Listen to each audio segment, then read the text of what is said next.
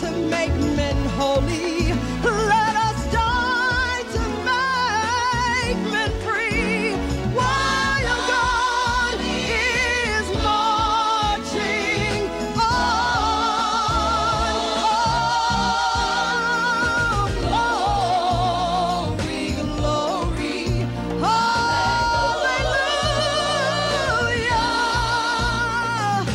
Glory, glory, hallelujah.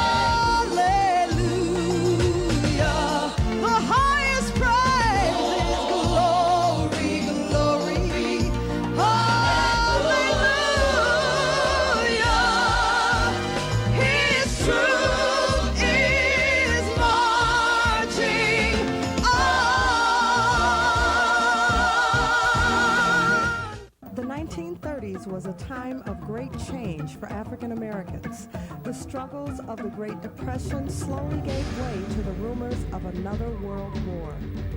One thing, however, was constant throughout this decade. Jim Crow was alive and well.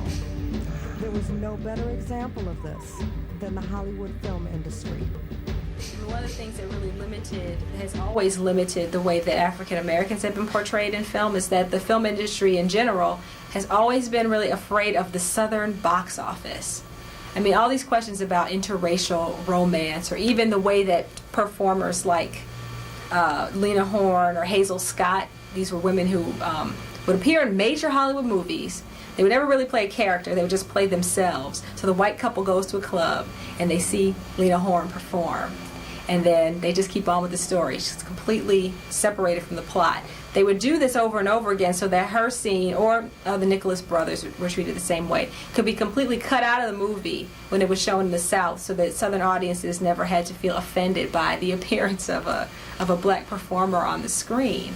So that's the kind of way in which Hollywood is, you know, people are always talking about Hollywood's liberalism and that kind of thing, but operating out of fear a lot of times about how it's going to limit the amount of money they can make and offend people and drive people away from their product. So yeah, it's really unfortunate. Even in films you think that start off with the premise of being really progressive always end up falling into the same kinds of patterns, because, you know, making that money in the end is the most important thing, not making some strong political statement.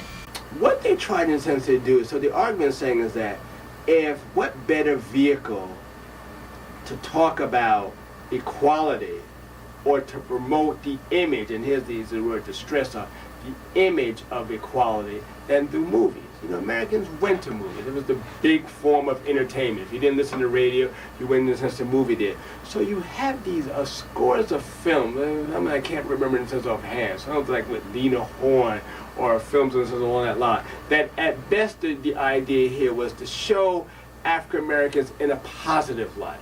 Or you had wartime films that often showed the African American soldier in these wartime films as almost being an equal, as willing to die for his country and his fellow soldiers accepting him as one. Now, of course, there was something almost comical about this because the armed forces were segregated. So you would have, like, you know, Joe Anderson, black, and white Bob from, you know, small town America fighting side by side, when in fact this wasn't what was going on in Central Europe.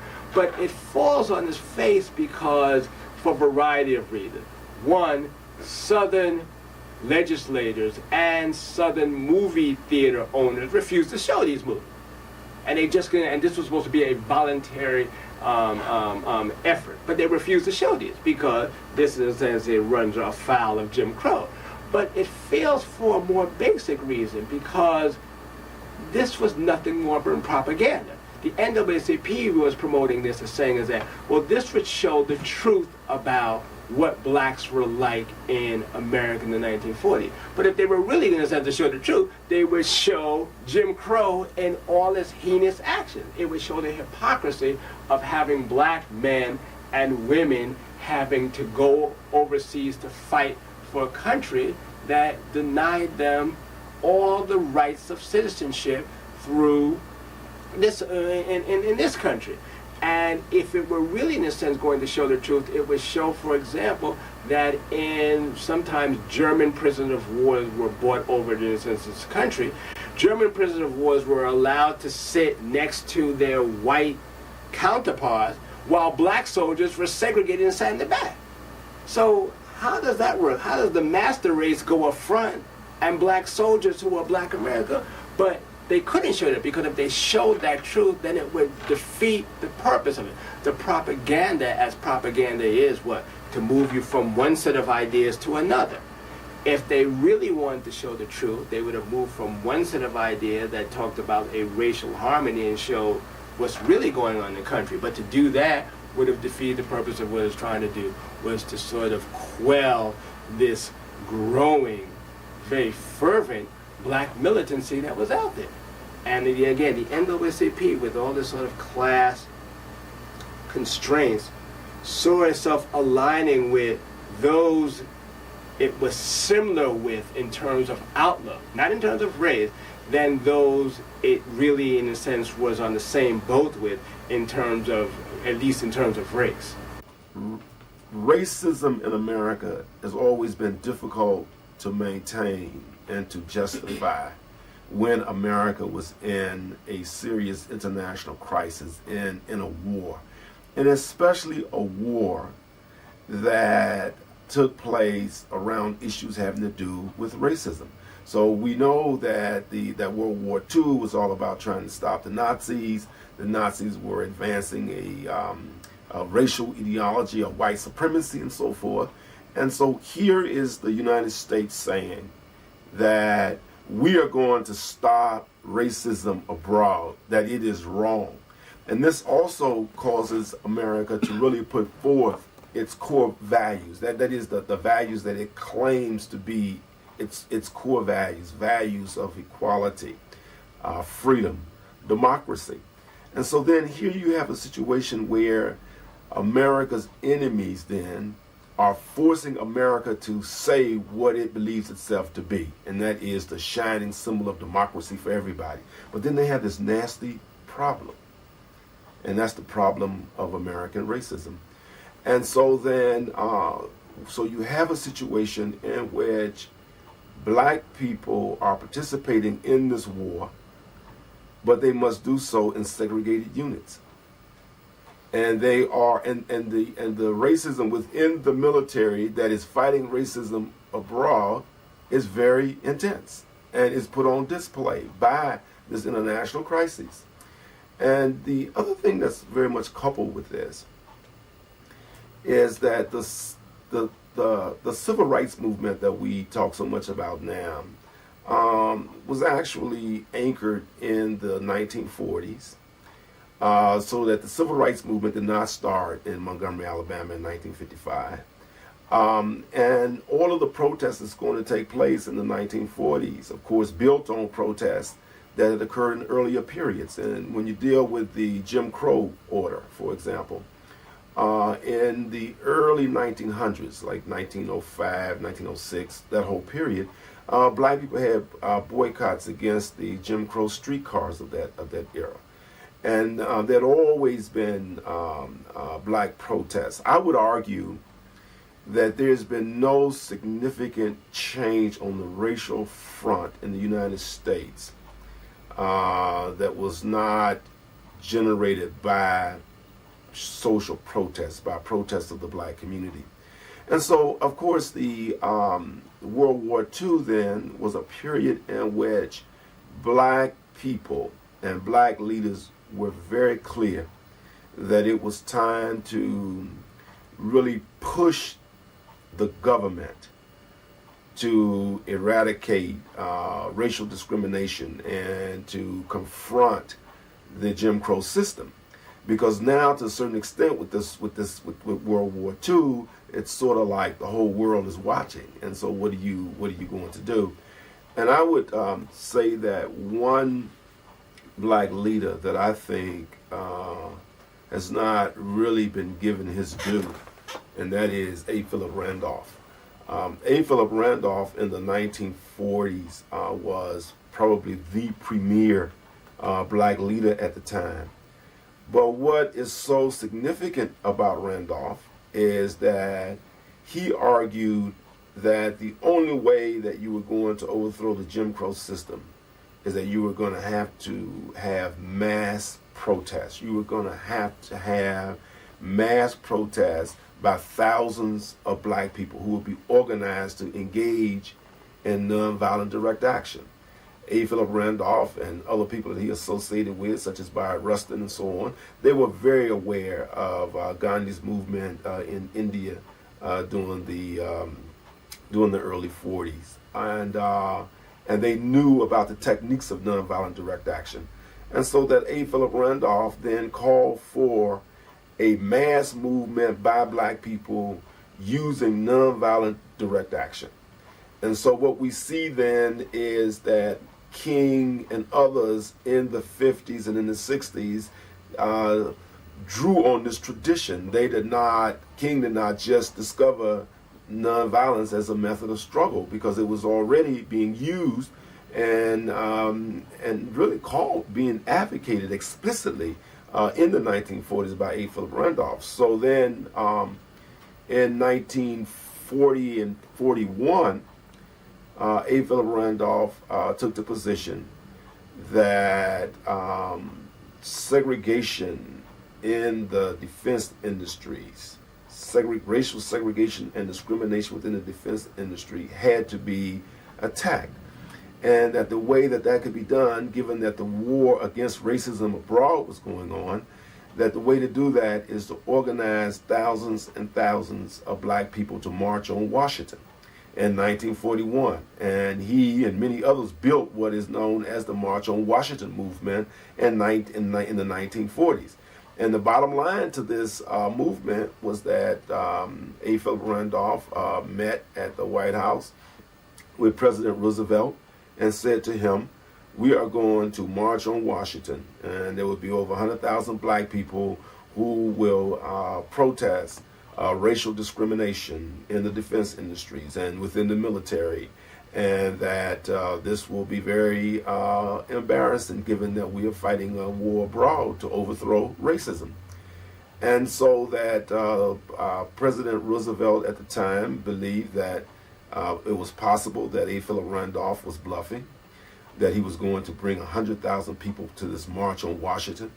But the fact of the matter is that now when we look back at that period and study that period, the March on Washington movement was a very strong grassroots movement. There were chapters of the March on Washington movement throughout the country, north, south, east, west, and they were actively organizing to march on Washington to eradicate racism and racial discrimination within the defense industries and within the military. And so finally, Roosevelt then had to capitulate to Randolph. They tried to get him to say, no, this is not the right thing to do. It would be seen as unpatriotic, and we close ranks when we are dealing with these kind of international crises and so on. But Randolph argued very strongly and could not be persuaded to do otherwise, that it was just inconsistent to fight racism abroad and to have it as an enduring part of America itself. And so eventually President Roosevelt decided that it was quite possible that over 100,000 black people would march on Washington during World War II. And so then he signed an executive order, Order 8802, which called for an end of discrimination within the defense industry. So that the major point to be made, though, is that here is the black community in the 1940s, stronger than it's ever been, who's decided that widespread social protests will be needed to bring about change. They were well aware that the NAACP was making some progress with the legal method, but it was also clear that the legal method would not be sufficient to overthrow the Jim Crow order. For one thing, the legal method is very expensive and it's very timely. And even if you win, then there's the question of enforcement. How are you going to enforce a legal victory, especially in the context of the Jim Crow system? And so this is why A. Philip Randolph and many other black people at that time decided that we need something much more effective, and we need something where masses of black people are involved in the struggle to bring about change. And so I would argue that the nonviolent civil rights movement, where thousands and thousands of people are going to participate in a struggle designed to overthrow Jim Crow, is, you know, it's rooted in the 1940s. In the 1940s, pre-end of World War II, that black activism is actually far more militant, that carries on in the that picks up from the 1930s. The NAACP, in many respects, is behind the curve on this. I mean, African American militancy in the 1940s during the war years, and much of this was repressed because of trying to put a good face on what was going on. But there are numerous instances of black military violence in the armed forces during the 1940s.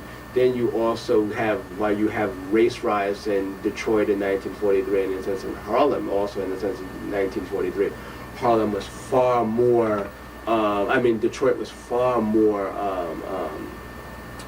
frightening, but there's also retaliatory violence in there in a sense by black. So that double V that is often seen as a kind of a repudiation of the closed rank strategy of of World War I, double V being, you know, victory at home, victory abroad.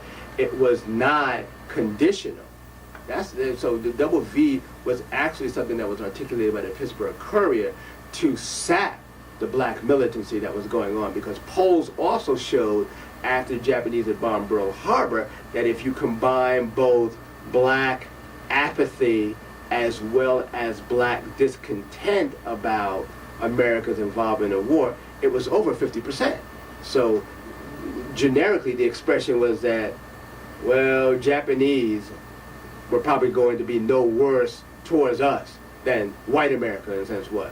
So that double V that is often seen as an example of black militancy was actually an effort to sort of sap that black militancy, because it was concurrent, victory at home, victory in a sense abroad. And one of the things in which how the NAACP, again, thinking about its roots, its progressive roots, its very bourgeois roots, in the sense of trying to stave off a lot of that militancy, is that it forms a collaborative effort with Hollywood and the Office of War Information during the 1941, 42, 43, 44, as to have more positive images of blacks in movies. Now, it's all a propaganda, and it basically falls in a sense on its face, but that in a sense it shows you. And then after World War II, much of that militancy is somewhat sad, because just in this Cold War atmosphere, that after World War II, so much of black activism was connected with the left. Well, the left is purged. It's purged in all quarters, but it's particularly curbed in black activist quarters. And the civil rights movement that you can in a sense charge of goes from being less this way from the left and more mainstream, more emphasis on legal actions, more emphasis on lobbying efforts. That's why you have Brown. That's why you have the Montgomery, in the sense of bus boycott. But that's why on the flip end of it, where you start to see in a sense a little shift, that when you have that direct action that goes on at the students from North Carolina A&T in Greensboro in 1960, that was an NAACP initiative. That was not their initiative. There were these students who took that on their own. And again, it catches the NAACP off guard. You know, at worst, they're fearful that, oops, this is going to get out of control. At best, they're fearful that, oops, this is going to be a financial drain on our coffers. During the civil rights movement, I would say the next institution in terms of importance to that movement would be the black colleges, second only to the black churches. Because within the black colleges, you had all of these young people who were learning about black history, black culture, but who also were idealistic, as young people tend to be, and who wanted to bring about change. And so when the civil rights movement came along, they were able to mobilize folk within those black colleges, young people. One of the very important challenges for young people today is to recognize that in 1960, the civil rights movement was largely headed by older black folk, adults within the black community. Now, many of those adults were young. King was only 26 years old when he came to prominence in Montgomery, Alabama. But many of the black leaders within that movement were certainly, middle-aged folk, adults. In 1960, black students throughout the South in black colleges decided that they were going to step out front and engage themselves in the movement to overthrow Jim Crow. And they then organized sit-in demonstrations throughout the South that spread rapidly within 2 months. And that movement took off like it had never done before because of the mass participation of young black people. Now, within the colleges, the historically black colleges and universities. Now, what does that say? That says that these young people at that time decided that it was not just about them getting an education and then being able to get good jobs and good homes and fancy automobiles and to acquire status, to become prominent and that sort of thing. What they decided was that it was much more important to them at that time to overthrow the oppression that hampered the lives of the community itself. So they went to jail. They were risking their futures by going to jail and so on. They were risking their lives. But the bottom line then is that here is another wing of the movement that emerged in the 1960s. It's the young people's wing. It's the student wing. And they made a choice that at the time they did not know it, of course, but it had national and international significance. In 1960, they decided that they would not become a part of the adult civil rights organizations, but that they would build their own organization. And therefore, they organized SNCC, the Student Nonviolent Coordinating Committee. And as a student in Nashville in 1860, I became a part of what was called the Nashville Student Movement, and we were one of the groups that organized SNCC later that year at Shaw University. I had executed as a thinker and an organizer with other students 3 major movements that addressed policy. Policy means there's a law or a practice that mitigate against your interests, and then you have to change that policy with nonviolent direct actions. So we had changed the policy of black folks' right to eat in Nashville, their right to use the theaters, and their right to ride buses. Well, as a student organizer, before I even started working with Dr. King, we had accomplished these objectives. And that was one of the reasons he asked me to work as his director of direct action, because I knew how to do that. Because it's more or less like a clinical psychologist. What you're doing is you're bringing that which is unconscious in the society to consciousness and getting people to act on it. Let me give you an illustration. You might go in the South and you would say, well, white people are oppressing black people. From a science point of view, you don't look at it that way. You say there's a relationship, and the relationship is not functioning correctly. Now, some of the people in the relationship are arrogant, so they're not functioning correctly. The other people in the relationship are cowardly, so they're not functioning correctly. So then you start administering to the cowardly people and the arrogant people. And the whole purpose of the movement is to raise questions about that which is not right. That's all. It is not right for you to claim to be Christians and American citizens and deny other citizens the right to buy food simply because their skin is not the color of your skin. That is not right. That's the only thing you're discussing. Now give us justifications to show why that is right. Then they get into what they fifth in the law. That's not right. So you get them to say, that's not right. Then you get to coward people to stop going along with it. So you've set into motion two healing processes, addressing arrogance in white people and cowardliness in black people. Now, so you have the boy-boss relationship. Now when the coward stops being the coward, he's no longer boy, he's a brother. When the arrogant fellow stops being arrogant, he's no longer the boss, he's the brother. Now the brothers then come together and renegotiate a new social contract. That's how you bring about change. That's the lawful, constitutional way to bring change. So when we discovered that, it's like, oh, we can change everything because we can always be truthful, we can always be loving. And we will administer to both parties because it's a community that is broken. It's like a man and his wife. Well, you don't want the man to beat up the wife, you don't want the wife to leave the man, you want them to solve the problem that is not allowing them to cooperate and function correctly. So the nonviolent movement is a movement of love. It's not a race movement, it's a theological movement that addresses constitutional problems and needs.